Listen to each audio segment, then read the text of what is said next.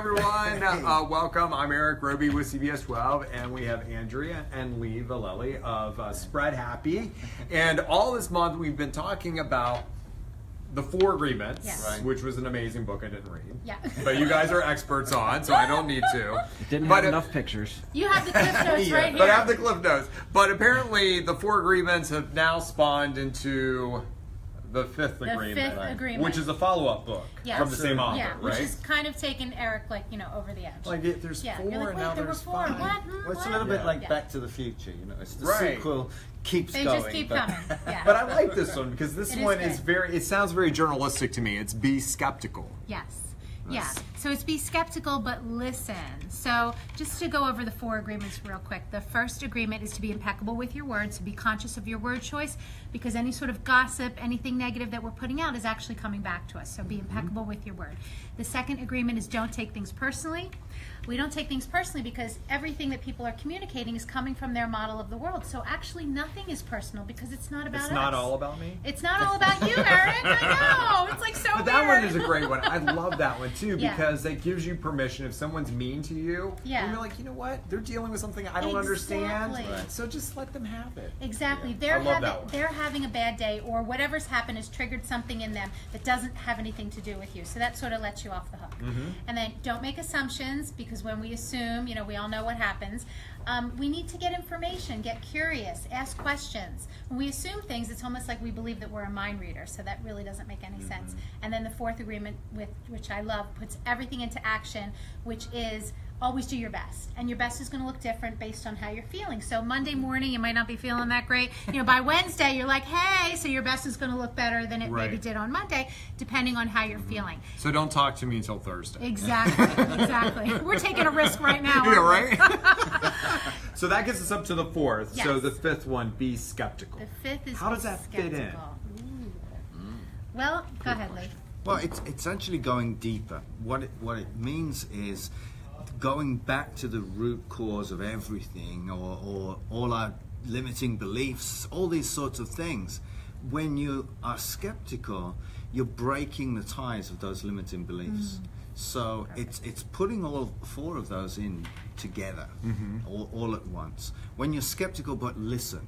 So as Andy said earlier about if you see a tree, it's your perception of the tree that is what you're skeptical about. A tree is a tree is a tree. And the idea of college...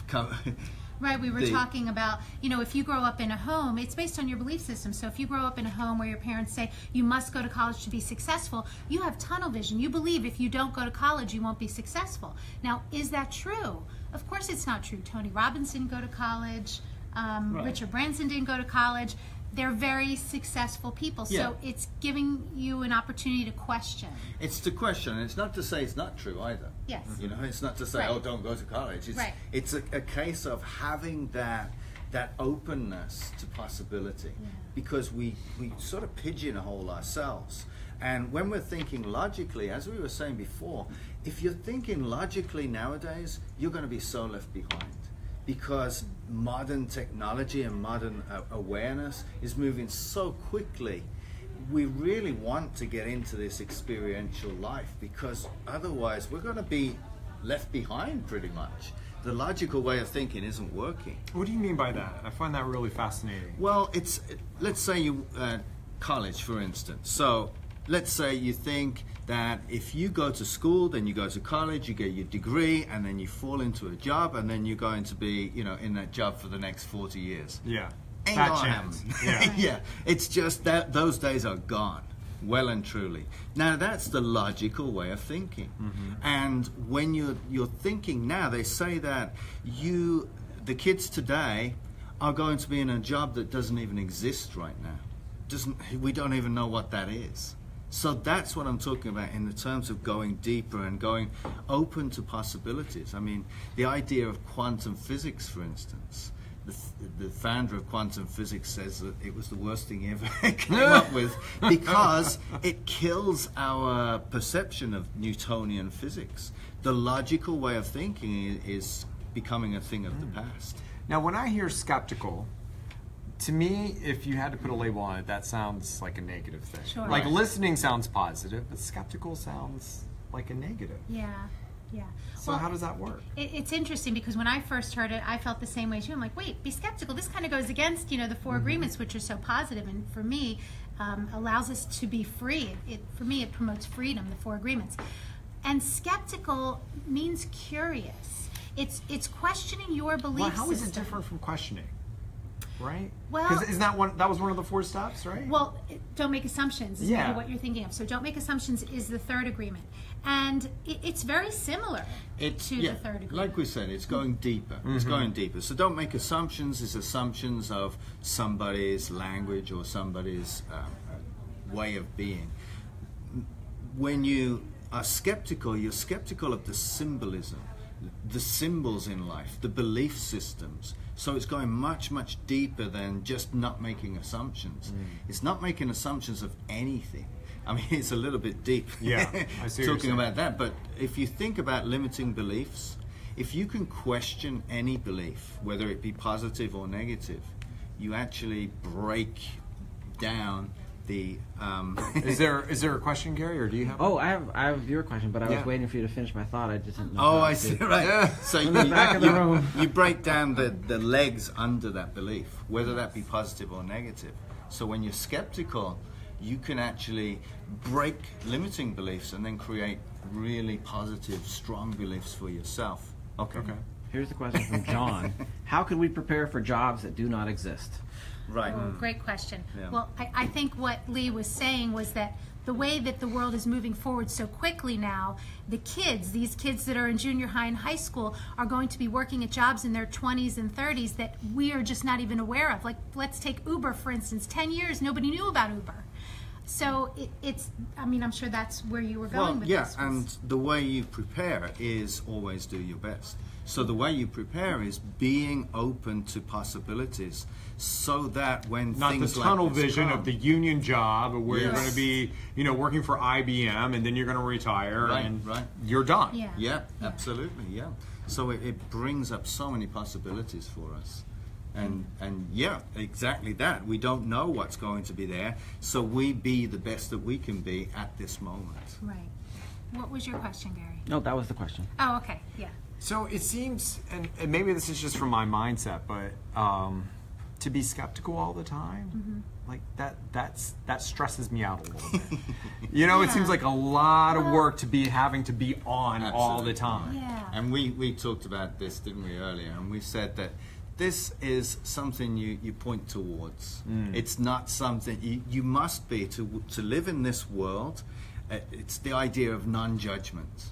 Well, in my opinion, that is dare I say, an impossibility. Yeah. Because we must judge in order to be able to live in the world. Yeah. However, it's pointing towards, so the less judgmental we become and the more skeptical we are of things that don't work for us, the more likely we can have a much better world. Yeah, again, it's being open to possibilities. It's being open to seeing something differently. Like we always say, if something happens that initially feels like it's negative, we'll say, well, what if this is the best thing that ever happened? And that's sort of a way to be open to possibilities, to be open to seeing something differently. And that's what skeptical is in this sense. It's being open to seeing something differently, being open to having a different vision for whatever it is that's occurring. Because, and in the book he talks about, Don Miguel Ruiz, who's the author, talks about that we see life in symbols. And the symbols are created from our upbringing. So, for instance, if we see a house, however we were brought up, there's a symbolism to it. Someone may see a little cottage and think it's magnificent, and another person may see a little cottage and think, how could somebody live there? We have symbols that create how we feel based on our upbringing, based on what we were taught. So it's an opportunity to shift those symbols, to just to recognize that the symbols were created from our conditioning, and are they really true? And the age-old thing, do what I say, but not as I do. Yeah. And we never do what, as kids, we don't do what our parents say. We do what our parents do. That's for sure. And their conditioning comes out of that too. So it goes back from their parents to their parents to their parents. So this is where you can break the cycle. Yeah. As be skeptical. Does it have to be this way? I'm going to tell my story. Go ahead, and this tell your came story. from a guy called Zig Ziglar. lots of people have told this, but he told this great story of he was with his wife, and his wife was making a pot roast. And what she did, she cut both ends off of the pot roast and just threw them in the bin, the trash, right? And he said, "Why did you do that? That was good meat." She said, "Well, that's how you cook a pot roast." He's like, "No, you don't." And she's like, "But no, that's how my mother did it." And he's like, "Okay, we'll go and talk to your mother and see what she says." Went to her mother. She said, "Yeah, I cook a pot roast. I cut both ends off, put it in the oven." But that's strange. Where did you learn it? Well, my mother always did this. As it happens, they went to the grandmother and they found out, how do you cook a pot roast? Do you cut both ends off? She says, "Oh, that was when I was younger and we only had a small tin." Pot. Yeah. So we cut the ends off. And that's what we tend to do in life, isn't it? We follow that without being skeptical. We can fall into those belief systems. And this breaks that trap that we can tend to fall in with a lot of things that don't serve us. I could imagine that, if you get to it deeper, it could be scary but freeing at the same time. Right, yeah, right. absolutely. Again, for me, I love that word freedom. I mean, that's the key, is we want to feel free in our life. We don't want to feel stuck. We don't want to feel tense. We want to feel free. And this allows us to have freedom to see what's possible. Can I see this differently? Is there something that I don't know, like the pot roast story? Yeah. Is there something that I don't know? Is there something that I'm not aware of? And is there an opportunity for growth in that? Is there an opportunity for freedom in that? So that's really what Be Skeptical is. It's be skeptical, but listen. All right. Are you going to surprise me next week and have a sixth agreement? No, there's no sixth agreement, All I promise. You guys have a preview of what we're going to be looking at next week? We're going to come up with something fabulous for next week. I'm thinking that we're going to look at the 7 Spiritual Laws of Success. Ooh. Yes. It's a book by Deepak Chopra. And it's really fantastic. So that's what we're gonna begin talking about that. Again, these are just ways to free ourselves, because we are very complicated beings, and the bottom line is to create simplicity in our lives. We want to create simplicity in our lives. We don't want to take life so seriously. We want to be able to relax into it and be present, because that's where all the gifts are. That's where our freedom is when we're present. You guys always have great stuff going on. What do you have coming up this week? Yeah, we have next Tuesday we're starting our 6-week happiness series at Anatara Yoga. We have a weekend in Naples. We have our Shift Happens Weekend Intensive. That's March, May 5th and 6th. Shift happens. We call it Shift Happens. Listen. Break out of your thing. I was about to go to that one. Well, you should come anyway. It's going to be fabulous. Yeah, it's at the Edgewater Beach Resort in Naples, May 5th and 6th. That's a weekend intensive where we really get to focus on just being present and breaking free of all of the stories that keep us trapped. That's really what it's about. It's just getting out of your own way. So that's May 5th and 6th. And that's what's going on with us. Yeah. Yeah, awesome. You can go to our website, Spread Happy, if you want to get more information or sign up for our email. All right. Yeah. Thanks, guys. Thank you. Appreciate it. Yeah, and hopefully 5 agreements. That's it, I promise. That's it. It's I promise. I know that took you over the edge.